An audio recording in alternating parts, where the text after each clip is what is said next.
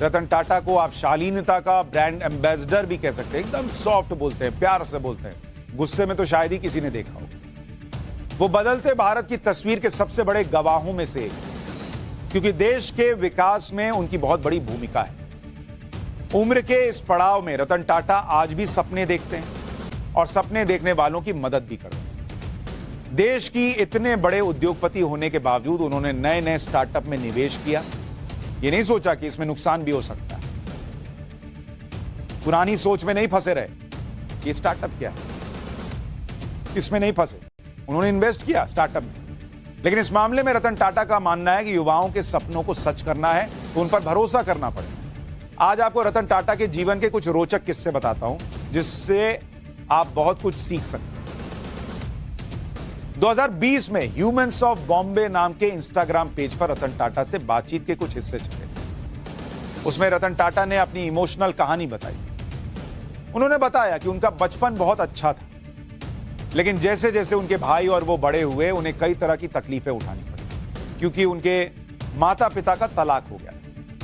उन दिनों तलाक बहुत सामान्य बात नहीं थी, लेकिन उनकी दादी ने उनका हर तरीके से ख्याल रखा और उन्हें बड़ा किया।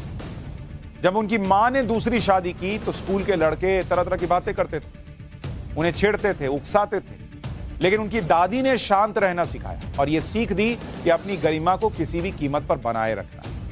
और ये वो संस्कार हैं जो आज तक उनके साथ बने हुए, जो इतना वो सॉफ्ट और शालीन है, वो उस जमाने में जीवन ने उनको सिखा दिया, उनकी दादी ने उनको सिखाया। दुनिया तो बोलेगी बेटा तुम शांत रहो। रतन टाटा ने इसी में यह भी बताया था कि कैसे पिता के साथ उनके मतभेद थे।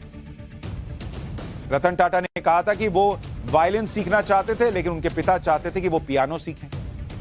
रतन टाटा अमेरिका में पढ़ना चाहते थे, उनके पिता चाहते थे कि वो इंग्लैंड में ही पढ़ाई करें। रतन टाटा आर्किटेक्ट बनना चाहते थे, लेकिन उनके पिता चाहते थे कि वो इंजीनियर बने। रतन टाटा ने बताया कि उनकी दादी ना होती तो वो अमेरिका के कॉर्नेल यूनिवर्सिटी में पढ़ाई के लिए नहीं जा पाते। अमेरिका में रतन टाटा ने मैकेनिकल इंजीनियरिंग के कोर्स में एडमिशन लिया, जो उनके पिता चाहते थे, लेकिन बाद में उन्होंने सब्जेक्ट बदल दिया और आर्किटेक्ट की डिग्री लेकर निकले। इससे उनके पिता बहुत नाराज थे, लेकिन आखिरकार रतन टाटा ने जो चाहा वही किया। रतन टाटा ने बताया कि उनकी दादी ने सिखाया था कि किसी बात को कहने की हिम्मत सिर्फ आक्रामक तरीके से नहीं, सरलता से, सम्मानित तरीके से और मृदुभाषी होकर भी कही जा सकती है बातें। तो जिनको ऐसा लगता है कि मेरे ही माँ बाप मुझे टोकते हैं, मैं जो चाहता हूं वो नहीं करने देते, रतन टाटा के पिताजी भी अलग सोचते थे और रतन टाटा दूसरी दिशा में सोचते थे। तो बड़ों के साथ ये हो चुका है। अमेरिका में कॉलेज की पढ़ाई करने के बाद रतन टाटा ने वहीं लॉस एंजलिस में नौकरी भी शुरू कर दी और यहीं पर उन्हें प्यार हुआ और करीब करीब शादी तक मामला पहुंच गया। रतन टाटा ने अपनी लाइफ का यह दिलचस्प किस्सा भी बताया। उन्होंने बताया था कि लॉस एंजलिस की आर्किटेक्चर फर्म में उन्होंने करीब 2 साल काम किया। वहां का मौसम शानदार था, उन्हें अपनी नौकरी बहुत पसंद थी, उनके पास अब अपनी गाड़ी हो चुकी थी और इसी दौरान लॉस एंजलिस में उन्हें प्यार हो और करीब करीब शादी तक बात पहुंच गई, लेकिन हुई नहीं। हुआ क्या कि उन्हें टेम्पररी भारत लौटने का फैसला करना पड़ा, क्योंकि उनकी दादी पिछले 7 साल से बीमार थी और उनकी तबीयत बिगड़ रही। रतन टाटा ने सोचा कि जब वो भारत लौटेंगे तो उनके साथ वो लड़की भी भारत आ जाएगी, जिससे वो शादी करना चाहते हैं। लेकिन उस वक्त 1962 के भारत चीन युद्ध की वजह से लड़की के माता पिता इस बात के लिए तैयार नहीं थे कि वो लड़की भारत आए, और इस वजह से उनकी शादी की बात वहीं पर खत्म हो गई। 2011 में अमेरिकी न्यूज चैनल CNN इंटरनेशनल को दिए इंटरव्यू में रतन टाटा ने बताया था कि उनके जीवन में 4 बार ऐसा हुआ कि बात शादी तक पहुंच गई। 4 बार बात शादी तक पहुंची, लेकिन हर बार किसी ना किसी डर से वो शादी से पीछे हट गए। हर मौका अलग किस्म का था, लेकिन जब वो इन मौकों से जुड़े हुए लोगों को अब देखते हैं तो लगता है कि शादी ना करने का फैसला बुरा नहीं था। उनका मानना था कि अगर शादी हो जाती तो शायद उनके लिए चीजें और जटिल हो जाती। अब इसका मतलब ये नहीं कि आप शादी करना छोड़ दें। बहुत लोग शादी करके भी बड़े बड़े बिजनेसमैन बने हुए हैं। मुकेश अंबानी है, शादी हुई है। ये नहीं कि कह दीजिए माँ बाप को अब शादी नहीं करूंगा, रतन टाटा बनना। उनसे सीखना है, लेकिन उनका अपना जीवन है, आपका अपना जीवन है। अमेरिका में नौकरी छोड़कर जब रतन टाटा मुंबई लौटा तो उन्हें टाटा ग्रुप की तरफ से जमशेदपुर में नौकरी दी गई, जहां टाटा मोटर्स। अच्छा, ये क्या था कि एक तरह की इंटर्नशिप थी, जिसमें रतन टाटा को 2 हफ्ते एक डिपार्टमेंट में, 2 हफ्ते दूसरे डिपार्टमेंट में रहना था। लेकिन ये बेकार का काम, क्योंकि वहां रतन टाटा से कोई कुछ कहता तो था नहीं कि करना क्या है। सबको लगता था कि बॉस का बेटा है, इसको क्या बोले।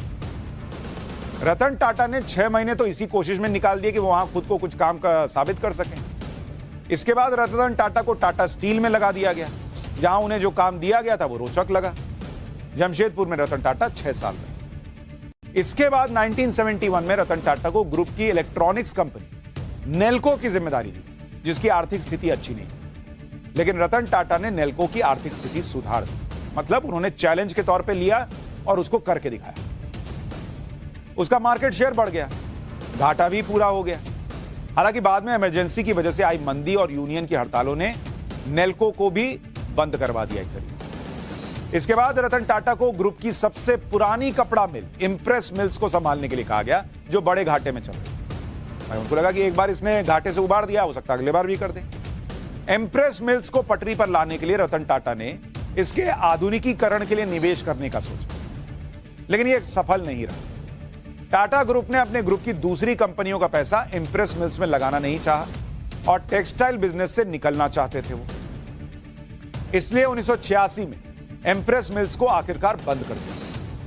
बाद में कई सालों बाद एक इंटरव्यू में रतन टाटा ने बताया कि सिर्फ 50 लाख का निवेश हो जाता तो इंप्रेस मिल्स की किस्मत बदल जाती। लेकिन कई बार नियति भी होती, वो नहीं हुआ। दो कंपनियों के फेल हो जाने के बाद टाटा ग्रुप के सीनियर लोग रतन टाटा से चिढ़े हुए और रतन टाटा पर निशाने तब बढ़ गए जब 1991 में टाटा ग्रुप के चेयरमैन जेआरडी टाटा ने रतन टाटा को अपना उत्तराधिकारी घोषित कर दिया, क्योंकि जेआरडी टाटा को रतन टाटा से बेहतर कोई और नहीं लगा। और तब से अभी तक बीच में कुछ सालों को छोड़कर रतन टाटा ही टाटा ग्रुप को संभालते रहे और उसे ग्लोबल ब्रांड बना दिया। रतन टाटा से जुड़ा आज आपको वो किस्सा सुनाता हूं जिससे हर हिंदुस्तानी का सीना गर्व से चौड़ा हो जाएगा। 90 के दशक में रतन टाटा ने टाटा मोटर्स के तहत छोटी गाड़ियों का निर्माण शुरू कर दिया, लेकिन 1999 आते आते घाटे की वजह से टाटा मोटर्स के पैसेंजर कार बिजनेस को बेचने का फैसला किया। इसके लिए रतन टाटा अमेरिका की मशहूर कार कंपनी फोर्ड मोटर्स के चेयरमैन बिल फोर्ड से मिलने पहुंचे। डील के दौरान बिल फोर्ड ने रतन टाटा का अपमान करते हुए कहा कि अगर मैं ये सौदा करता हूं तो ये तुम्हारे ऊपर बड़ा एहसान होगा। ये बात रतन टाटा को चुभ गई, लेकिन उन्होंने अपना गुस्सा जाहिर नहीं किया और मुस्कुराते हुए डील को कैंसिल करने का मन बना लिया। इसके बाद रतन टाटा ने अपना पूरा ध्यान टाटा की कारों पर लगाया और साल 2008 में उनकी कारों ने बाजार में अपनी पकड़ बना ली। लेकिन दूसरी तरफ अमेरिका में फोर्ड मोटर्स का ग्राफ नीचे आता चला। कंपनी के घाटे को देखते हुए रतन टाटा ने फोर्ड मोटर्स सबसे मशहूर जैगुआर और लैंड रोवर ब्रांड को खरीदने का ऑफर दिया, लेकिन शर्त यह थी कि बिल फोर्ड को कंपनी बेचने के लिए मुंबई आना पड़ेगा, और यही हुआ। ऐसा कहा जाता है कि इस डील के दौरान बिल फोर्ड ने रतन टाटा से कहा कि इस डील से आपने मेरे ऊपर बहुत बड़ा एहसान किया। यह बात आपको इसलिए बताई कि बड़ा होने में और महान होने में फर्क